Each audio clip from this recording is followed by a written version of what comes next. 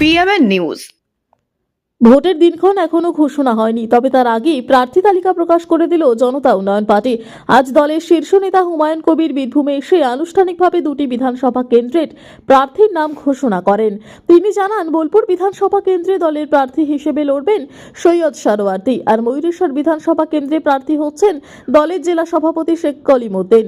ভোটের নির্ঘণ্ট প্রকাশের আগেই প্রার্থী ঘোষণা করে রাজনৈতিক মহলে জোর চর্চা শুরু হচ্ছে। এখন দেখার বিষয় অন্যান্য রাজনৈতিক দল কবে তাদের প্রার্থীদের নাম ঘোষণা করে এবং নির্বাচনী লড়াই কতটা জমে ওঠে। বাঙালি তো নেই এবং একজন সমগামীকে প্রার্থী করেছে, যেটা ইসলাম ধর্মের বিরুদ্ধ। ইসলাম ধর্ম কোরআনে নাজায়েজ বলা হয় এদেরকে, যারা সমগামীতে যুক্ত থাকে তাদেরকে ইসলাম ধর্ম কোনোদিনই টয়লেট করে না। তাহলে মুখে ইসলামদের ভালোবাসা দেখায় মমতা ব্যানার্জি, অথচ একজন সমগামীকে তিনি প্রার্থী করে দিলেন। যে মুসলিম নিধন করে এসছে, যে বাবুল সিপ্রিয় আসানসোলে, তাকে রাজ্যসভায় পাঠাচ্ছি। যে ডিজিপির রাজীব কুমার ওই 2012 সালের 5ই ডিসেম্বর যাকে সুদীপ্ত সেনকে কাশ্মীরের লাদাখ থেকে গ্রেপ্তার করে আনা হয়েছিল, লাল ডায়েরির কথা আপনারা সংবাদ মাধ্যম তখন থেকে শুনে আসছেন। সেই লাল ডায়েরি তার কাছে আছে, সেটা যদি প্রকাশ করে দেয়, তাই ডিজিপি রেখেছিল, ডিজিপি থেকে রিটায়ার করেছে, সঙ্গে সঙ্গে তাকে রাজ্যসভায় পাঠাচ্ছে। এসব বুঝতে হবে আপনাদেরকে। কাজে আগামী দিনে এসব করে পার পাবে না মমতা ব্যানার্জি।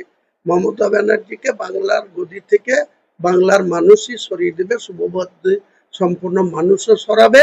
আর এই যে মুসলমানদেরকে উনি শুধু বিজেপির জুজুর ভয় দেখায়, আমি বলেছি আমরা বিজেপিকে রুখবো, আপনি বিজেপিকে রুখুন। আপনি এত মন্দির করছেন, এত অনুদান দিচ্ছেন, তাহলে হিন্দুরা কেন আপনাকে ভোট দেবে না?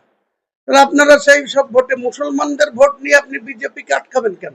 আপনার কমিউনিটির ভোটে আপনি আটকান না, বিজেপিকে আটকান। কেন মানা করেছে? আমাদের জেইউপির পার্টির প্রার্থী তালিকা আসন্ন বিধানসভা নির্বাচন 2026-এ 18তম বিধানসভা নির্বাচনের যখন ইলেকশন কমিশন শিডিউল ডিক্লেয়ার করবে, তখন আমরা নিশ্চয়ই বীরভূমের এই 11টি আসনেও প্রতিদ্বন্দ্বিতা করার ইচ্ছা আমাদের আছে। আপনাদের সামনে আজকে দুটো কেন্দ্রে